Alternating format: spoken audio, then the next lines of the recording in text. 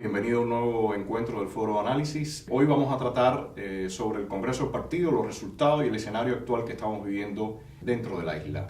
Voy a centrarme primero en el tema económico, que para partir de ahí no hay nada nuevo porque el Congreso lo que ha hecho es reafirmar la política esta que tiene el sistema con respecto a coartar la iniciativa privada. El Estado va a seguir teniendo determinado poder coercitivo sobre el mismo. Esta idea de que los trabajadores por cuenta propia son microempresas y que van a tener un desempeño en la economía cubana se fue del aire en este Congreso. Ahí hay una cosa importante que se mencionó en varias ocasiones, que es que no se va a permitir la acumulación ni de propiedad ni de riqueza. Tú mencionabas el tema de la ley tributaria, y la ley tributaria evidentemente está hecha para que no sea posible la acumulación de la riqueza.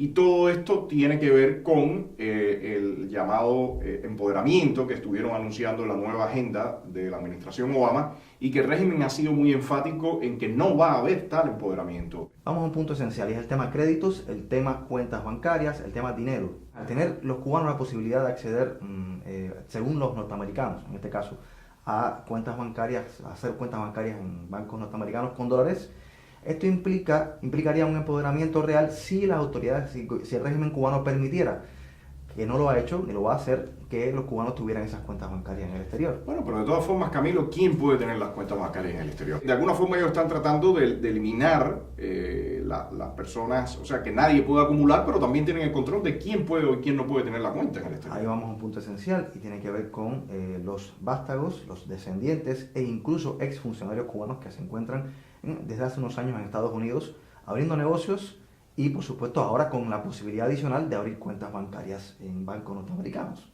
Y las autoridades cubanas intentarán ocultar esto porque es su vía de escape, mientras presionan al pueblo, a la población, al ciudadano cubano común para que no pueda acceder a la riqueza en este caso, porque saben que eso es empoderamiento como camino directo a las exigencias de tipo política y de cambio. Como bien decía Adrián, se hizo énfasis en que la propiedad estatal va a seguir siendo la propiedad principal o el tipo de propiedad principal en la sociedad cubana. En relación al tema de las empresas extranjeras, fue incluso notorio un comentario del canciller Bruno Rodríguez cuando, en forma despectiva, decía que el presidente Obama había venido a deslumbrar a los cuentapropistas aquí en Cuba, queriendo aparentar que era representante de los vendedores de hot dogs, cuando realmente él representa a las grandes transnacionales y usó el término de las grandes transnacionales con el sentido peyorativo que usualmente se usa desde el régimen. Entonces yo me cuestionaría cuál es la aproximación que están teniendo ellos con respecto a estas grandes empresas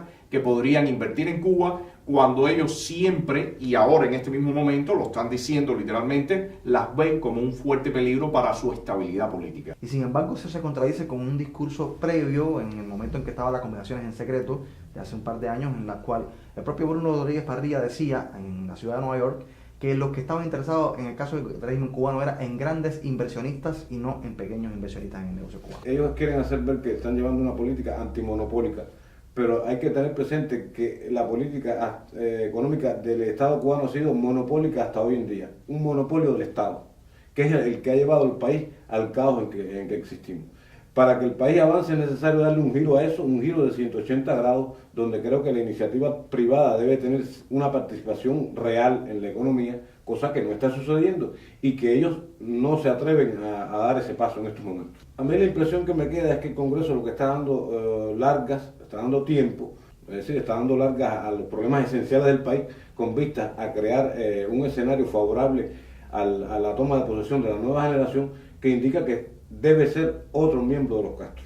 Para concluir sobre el tema económico, ¿qué pudiéramos decir? No hay nada nuevo, hay pasos hacia atrás. Las empresas o grandes empresas que el Estado todavía posee, que tienen cierto valor, están ahora mismo ya en manos del grupo empresarial de las Fuerzas Armadas, que está bajo el control de Raúl Castro Ruz en este caso y de su persona más cercana en este caso, que es López Callejas. Y esto va a continuar siendo así, mientras que se le va a dejar a la población y a esas especies de pequeños negociantes determinada función más subalterna. Quería pasar al otro tema. ¿Cuáles fueron los pasos que se dieron, que se anunciaron para la conformación del Comité Central del Partido Comunista Cubano, del Buró Político, ¿Y hacia dónde apunta eso? Aunque Raúl dijo en el discurso que el partido cuenta con el apoyo del pueblo, cuando tú lees el informe central, te dice eso, pero por otro lado te dice que el partido ha decrecido. Si tú miras la conformación del nuevo estamento político, hay una falta de liderazgo evidente en las estructuras de poder en Cuba, y creo que en la siguiente generación eso va a ser más evidente todavía. Me parece que estamos en un proceso en que se está dando paso a una nueva generación que no tenga mucho poder para facilitarle la conformación de un equipo de gobierno al próximo sucesor, al que llegue al poder en realidad, que todo apunta a que salga del clan de la familia Castro. Se está construyendo un nuevo entramado de poder, y para ese nuevo entramado se está sacando a toda la vieja élite, que en algunos momentos pudieran ser obstáculos o pudieran crear conflictos, ¿no? Alejandro Castro Espín, que es la persona en la que están apuntando los reflectores como el poder real que va a existir aquí en Cuba después de pasar la generación de Fidel y Raúl Castro, necesita crear todo su entramado y sus nuevas lealtades. Se está reconstruyendo todo este grupo político del partido. También, bueno, por supuesto, está ahí dentro Mariela Castro, López Calleja, o sea, todo un grupo de individuos que representan la herencia del castrismo, lo que a mí me gusta llamar que representan el neocastrismo. En este periodo del 16, ahora después en el 18, que vienen las elecciones de la Asamblea Nacional, y ellos anunciaban al 21, o sea, en estos 5 años, ellos van a hacer toda esa limpieza, la creación de todo ese entramado, algo que ya hemos visto en otros lugares, como por ejemplo en Venezuela, cuando Chávez tomó el poder, se hizo todo este proceso también, incluyendo a los militares, que también está pasando en Cuba. En principio es esencial que no haya nadie del clan Castro como poder político en Cuba. Es una condición de la ley de embargo para ser derogada por el Congreso. El Congreso de Estados Unidos no podría mover la ley de embargo tal y como está formulada si hay alguien del clan Castro formando parte del poder visible en Cuba. Lo cual no quiere decir que no esté formando parte del poder invisible, que es el que al final de la jornada van a asumir ellos como un hecho palpable para seguir dirigiendo los destinos de este país. Las nuevas figuras en ascenso, ninguna tienen ni historial ni poder real como tal para tener una posición contestataria con respecto al que llegue al mando, que se supone que sea Alejandro Castro Espín. Estas figuras nada más que están ahí para ocupar un puesto y para resultar manejable al próximo zar del sistema. Primero hay que ver el rediseño que va a tener el país a partir del año 2018 con esto que se ha denominado o que están anunciando como nueva ley electoral. Ellos van a intentar vender al exterior la idea de una renovación de la estructura política. Pero han sido muy claros, Camilo, y han dicho va a haber un solo partido, va a ser el Partido Comunista. O sea, ellos en este sentido, algunas dudas y algunas fantasías que habían con respecto a qué se podía hacer en el 2018, las han despejado completamente. Y han dicho, esto es exclusivamente para los comunistas. Incluso hubo un término que me llamó mucho la atención, dijeron que había que hablar entre todos los cubanos, excepto con los que son irremediablemente contrarrevolucionarios. Y no creo que de ninguna manera permitan que ningún grupo opositor pueda acceder ni siquiera al más mínimo peldaño dentro de esa nueva asamblea que van a conformar. De todas maneras necesitan aparentar una cierta apertura, y lo van a hacer posiblemente desde dentro de las propias estructuras del partido o con figuras de la juventud comunista que aparenten tener una opinión divergente, y pongámosle comillas a esto. Ellos usaron disculpa Adrián, ellos usaron una frase o una explicación en la que dijeron que todo dentro del Partido Comunista. O sea, que ese partido debe ser lo más democrático, pero todo dentro del Partido Comunista. Si alguien pensó que dentro de los marcos del sistema es posible trabajar en aras de implementar la democracia en Cuba, eso quedó bien claro que en el sistema no es posible. El sistema está diseñado para que gobiernen los comunistas y estén eternamente en el poder.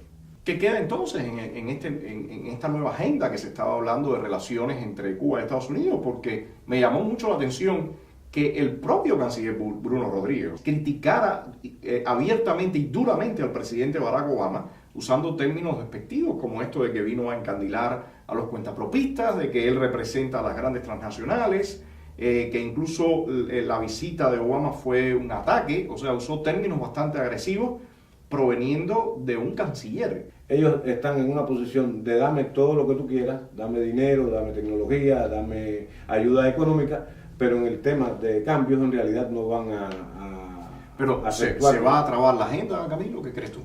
el Ejecutivo actual llegó hasta un límite en cuanto a lo que la ley estadounidense lo permite.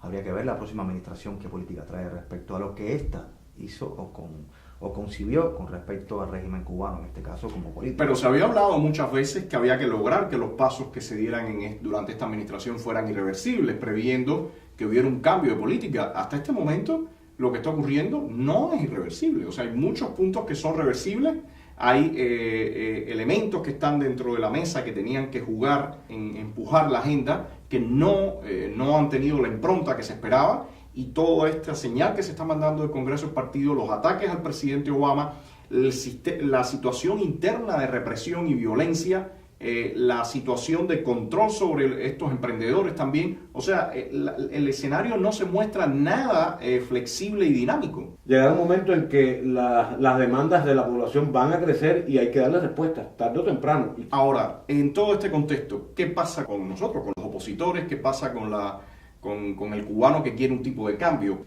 El tema de la defensa de los derechos humanos es fundamental. Y dos, salirse de los marcos de la legalidad, de lo que el régimen nos quiere brindar como legalidad, es esencial. Una oposición que pretenda trabajar desde la legalidad va a terminar en el fracaso. Por eso creo que la posición del foro es clara y contundente con respecto a esto, ¿no? Se pensó que de la ley a la ley era posible transformar los estamentos políticos del país. Esto es lamentablemente una falacia, es estéril políticamente y el propio régimen se ha encargado de corroborarlo. Bueno, hay una cosa que a mí siempre me ha llamado la atención cuando se dice la ley a la ley. Aquí no es ley. No. Entonces, ¿de dónde a qué ley? ¿No? Eso me parece que realmente es una gran ambigüedad que se permite para estirar una situación que ya no se puede seguir postergando. Es imprescindible desmontar una ley que es violatoria de los derechos humanos. No es posible una dinámica política real con una legislación que viole la libertad de expresión, la libertad de asociación y demás. Lo ocurrido durante la visita del presidente Obama, esa represión del domingo 20 de marzo, tan brutal y violenta, fue claramente una señal que decía lo que iba a ocurrir en el Congreso y cuáles son los planes que tiene el régimen. Un mes después de la visita del presidente, la represión se agudiza, es cada vez más violenta, y sin dudas el régimen tiene como objetivo arrasar a cualquier tipo de disenso y realizar todos sus movimientos en ese marco estrecho que ellos han definido dentro del socialismo y dentro de la revolución.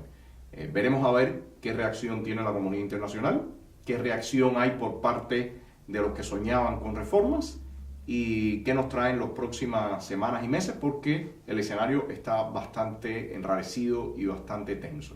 Bueno, muchas gracias por la participación en el programa y nos vemos en otro encuentro del Foro Análisis.